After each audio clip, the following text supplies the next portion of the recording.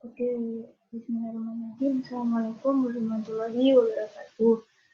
Selamat siang teman-teman sekalian dan selamat siang untuk Pak Ardiono. Semoga di malam kali ini kita selalu diberi keselamatan, kesehatan dan perlindungan dari Tuhan Yang Maha Esa, Allah Subhanahu wa Ta'ala. Nah, pada kesempatan kali ini saya Aulidina Nur Anjali mencoba mempresentasikan dari jurnal yang sudah saya pelajari.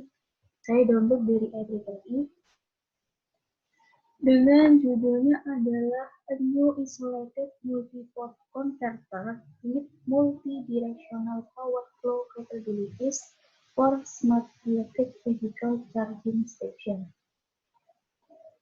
Oleh penulisnya adalah Syakil Ahmed Khan dan rekan-rekannya. Untuk konten yang akan saya bawakan pada presentasi kali ini ada abstrak, kemudian pendahuluan yang berisi tentang pengenalan tentang apa sih yang ada di dalam yang dibahas di jurnal ini. Kemudian yang ketiga adalah simulation dan eksperimennya, dan yang keempat adalah kesimpulan. So, lanjut saja pada yang pertama adalah abstrak. Jadi, pada smart microgrid itu elektrik vehicle-nya dihubungkan dengan penyimpanan energi lain atau another energy source yang dapat digunakan untuk mensuplai listrik ke beban selama peak hours. Nah, pada presentasi ini dia akan membahas tentang new isolated multi-port converter yang dapat mengontrol aliran daya dan keseimbangan energi untuk sumber renewable energi, electric vehicle, dan grid. Nah, renewable energy yang digunakan itu adalah EV. Sehingga konverter ini dimodalkan dengan menggunakan software MATLAB, yaitu Simuli, dan divalidasi dengan pengujian secara prototipe pada laboratorium. Nah, untuk pendahuluannya, jadi pendahuluan di sini penulisnya itu mencoba mengumpulkan beberapa referensi yang bisa menjadi pendukung demi keberlangsungan materi yang dia bahas di kesempatan kali ini. Jadi untuk referensi yang pertama, jadi saat pembangkitan tidak mencukupi selama peak hours, hal ini memungkinkan adanya terjadi load shedding atau pelepasan beban. Hal ini juga dapat menaikkan harga listrik dan berdampak pada ketahanan gridnya juga. Selain itu, akan menjadikan pemborosan jika yang dibangkitkan melebihi yang dibutuhkan, terutama bahan bakar fosil, dan akan menjadi masalah di negara-negara berkembang. Sehingga yang menjadi populer untuk mengatasi masalah ini dengan menggunakan smart microgrid yang terdiri dari renewable energy, energy storage, dan electric vehicle. Nah, pada smart microgrid, electric vehicle-nya itu bersama dengan unit-unit simpanan energi atau energy storage dapat digunakan untuk mensuplai listrik ke beban selama peak hours. Hal ini ditujukan untuk meminimalisir efek dari load shedding dan memperbaiki kualitas listrik, sehingga perlu menggunakan hybrid multi-port converter. Penggunaan 3-level DC-DC converter untuk fast charging electric vehicle pada parking lot itu dirasa efisien untuk pengendaranya. Namun, hal ini ternyata mempengaruhi fluktuasi tegangan dan dayanya yang bersumber dari EV. Selain itu juga, referensi lain menyebutkan bahwa cara yang lain yang juga digunakan untuk mengatasi masalah kualitas pada listrik yaitu dengan menggunakan high temperature superconducting cable. Nah, ada juga yang menyebutkan bahwa dengan bidirectional buck boost DC-DC converter untuk mengontrol grid yang terhubung dengan electric vehicle charging, dapat mengatasi peak hours sehingga meminimalisir efek load shedding dan memperbaiki kualitas daya. Dengan penggunaan G-Source untuk memperbaiki efisiensi pada konverter daya dengan bergantung pada dua buah kapasitor dan dua buah inverter. Ada juga yang memodifikasi dengan dihubungkan dengan komponen-komponen yang lain.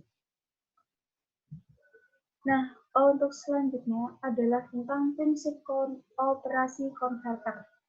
Jadi, pada gambar ini akan dijelaskan bahwa di sini ada multi-port dual bridge. Ada juga pada paper ini menggunakan triple active bridge atau TAB converter, di mana dia dikombinasikan dengan bidirectional DC-DC converter dan DC-DC unidirectional converter. Nah, bidirectional DC-DC converter itu dia posisinya terhubung dengan baterai elektrik vehicle ini, sehingga dia dapat menyediakan bidirectional power flow untuk grid dan energy storage. Selanjutnya, untuk konvensional DC-DC boost converter, dia adalah unidirectional, itu dihubungkan langsung dengan PT. Selanjutnya, untuk menyediakan bidirectional power flow dengan grid, maka bidirectional AC-DC converter digunakan untuk membangkitkan arus AC sinusoidal dalam sisi grid. Dan bidirectional DC-DC converter yang digunakan untuk menghubungkan dengan energy storage di HV baterai ini akan mengatur operasi charging dan discharging. Nah, selain itu juga ada MWT atau multi-winding transformer di sini yang digunakan untuk mengatasi variasi tegangan DC. Kenapa dapat variasi tegangan DC? Jadi, multi-winding transformer ini adalah transformer yang bisa saja di sisi primer ataupun sekundernya itu gelitannya itu bisa lebih dari satu gilitan, bisa 2, bisa 3, dan sebagainya. Nah, tergantung bagaimana outputnya tergantung dengan kombinasinya. Untuk pada paper ini, dia itu di sisi papernya hanya satu, dan di sisi sebenarnya dia ada 2 winding, ada 2 gilitan. Nah, di sini jadi kan dengan 2 gilitan ini maka bisa saja tegangannya sama, atau bisa saja tegangannya itu berbeda antara sisi ini dengan sisi ini. Namun, perlu diketahui juga bahwa ternyata transformer semacam ini juga memegang konsep yang sama dengan transformer yang biasa. Jadi, NP per NS sama dengan PP per PS itu tetap dipegang. Jadi, perbandingannya itu antara primer dan sekunder itu tetap sama. Nah, karena di sini transformer ini di sini juga paper kan menjelaskan bahwa dia adalah new isolated mode ya, isolated mode. Nah, isolated mode-nya dimaksud di sini adalah antara sisi primer dan sekunder itu groundnya itu tidak jadi satu, jadi terpisah. Ini hanyalah untuk mengamankan saja. Nah, itu dari pengalaman saya waktu di pakai seperti itu. Sehingga datanya tidak bisa kabur. Kemudian untuk bidirectional AC-DC converter pada ini digunakan pada sisi yang grid sebelah sana tadi. Jadi selama mode electric vehicle charging atau pada saat energy storage discharging, maka konverter dikontrol untuk membangkitkan arus DC yang sefase dengan tegangan grid. Nah, pada beberapa sistem ini, arus referensi gridnya itu dihitung dengan rumus IGRF sama dengan 2 PRF per VGD sin data. Dan PRF-nya didapat dari rumus ini. Nah, PRF sendiri itu secara dinamis itu adalah daya aktif yang didapatkan dari controller PI. Dan theta itu adalah sudut fase tegangan grid yang didapatkan dari phase loop atau PLL. Nah, PLL itu biasanya penggunaannya itu pada sebuah radio. Jadi, dia itu membandingkan dari 2 buah sinyal. Nah, ketika dua sinyal ini frekuensinya tidak sama, apa yang dimaksud frekuensi tidak sama? Tidak sama itu ketika antara mungkin harusnya yang sama itu fase saat negatif dan positif itu besarnya dua sinyal itu harus sama. Nah, ketika terjadi sedikit perbedaan saja, artinya tidak sama sedikit saja dan ada perbedaan fase sedikit saja, maka phase lock loop ini yang akan bekerja. Perbedaan fasenya itu disebut dengan theta. Tetanya tersebut yang akan dikontrol sehingga nanti akan mendapatkan tegangan yang diinginkan. Jadi di sini ada juga peran phase detector, tidak lagi detektor fase juga. Seperti itu. Kemudian untuk tegangan PGD itu adalah didapatkan dari konversi alfa beta ke DC. Untuk controller didefinisikan sebagai berikut. Jadi EDC sama dengan VDC link min VDC rem. Nah, VDC link itu tegangan 1 dan VDC rem adalah tegangan diferensi. Dengan EDC adalah arah tegangan DC nya. Untuk menginjeksikan daya aktif ke grid dari PP atau energi storage, arus referensi gridnya dihitung seperti rumah 1. Sama. Kemudian untuk DC-DC konvensional, ini posisinya dia ini directional. Nah, selama electric vehicle charging atau discharging, maka konverter dikontrol untuk memelihara arus baterai EV-nya konstan. Capaian paper ini adalah charging baterai electric vehicle-nya itu didapatkan dengan metode sharing ya dari grid dan energi storage. Nah, directional DC-DC converter dikontrol untuk menyediakan arus charging dan discharging yang konstan saat SB1 sama dengan 1.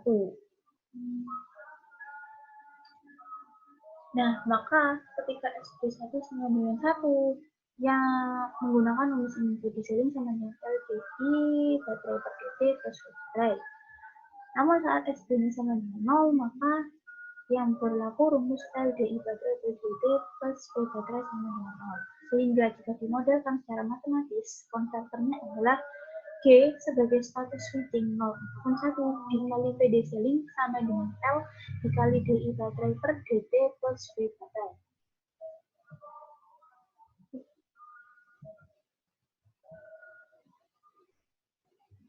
Nah, sorry, ada sedikit kesalahan.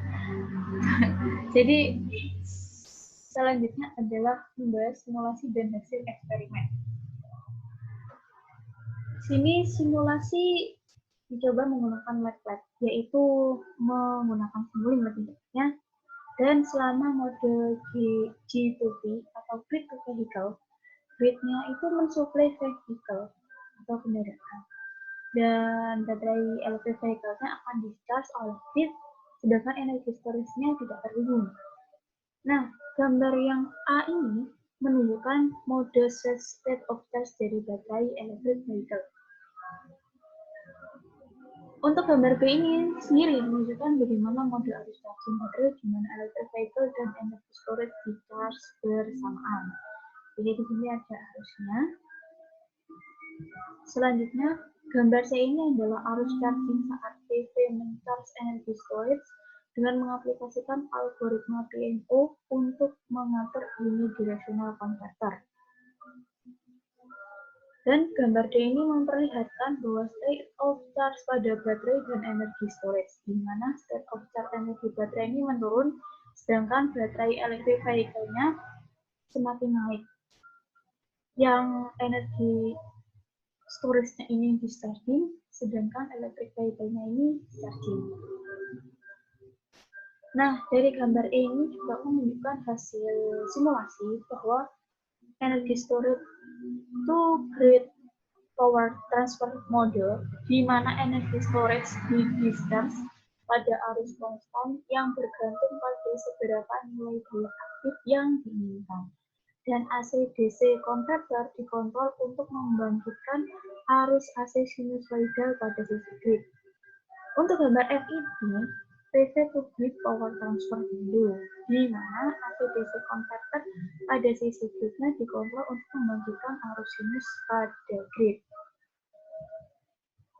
Nah, dari tadi sudah membahas tentang simulasinya, tentang model-model apa saja yang akan diterapkan di sana di paper ini. Kemudian yang selanjutnya ini adalah ditunjukkan bagaimana sih wujud prototype hardware-nya.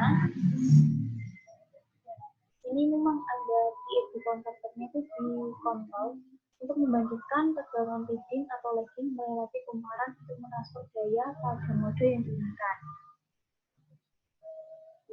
Nah, ini adalah hasil dari eksperimentalnya. Jadi dari mode G2V atau Grid to Vehicle yang di mana konverternya itu membentukkan arus DC berwarna hijau ini yang sinusoidal dan dia satu fase dengan gridnya. Ini seperti ini. Dan untuk gambar yang B, jadi untuk energy storage to grid transfer mode, arus yang terbangkitkan itu tidak sama fasenya. Yang warna hijau dengan ini fasenya tidak sama. Ini di sini kan terlihat kan kalau dari awal itu sudah berbeda. Nah, yang berarti itu grid menerima daya dari energy storage. Nah, untuk gambar A ini, jadi multi winding transformer itu gelombang tegangan dan arus eksitasi untuk operasi mode G2P ini seperti ini hasilnya. Sedangkan tuh yang gambar itu adalah mode electric vehicle for energy storage course transport. Baik, selanjutnya adalah kesimpulan. Jadi dari paper ini tuh dapat disimpulkan bahwa paper ini menunjukkan rancangan baru untuk isolated multi-directional power converter system yang disusun sesuai dengan diaplikasikan pada smart electric vehicle charging station. Nah, rancangan baru ini menghubungkan baterai energi storage system dan sumber energi yang tersambung dengan grid melalui isolated system. Kedepannya dapat dikembangkan untuk different device dengan multi-winding transformer yang menghandle sumber DC yang datang dan menyediakan isolasi yang dibutuhkan untuk mencapai standar gridnya. Nah, jadi pada paper ini sebenarnya dia tuh berfokus bagaimana dia bisa menciptakan multi-port converter yang isolated. Jadi dia memanfaatkan ini dia pakai PAP, jadi di dalamnya itu ada multi-winding transformer di sana, mana dengan multi-winding transformer ini terisolasi antara disiplinan yang sebenarnya. Jadi groundnya terpisah. Dengan di dalamnya kan terhitung dari DC, dan energi storage kan. Ini semua yang sisi AC dan DC groundnya terpisah. Nah, jadi manfaatnya MW itu juga itu.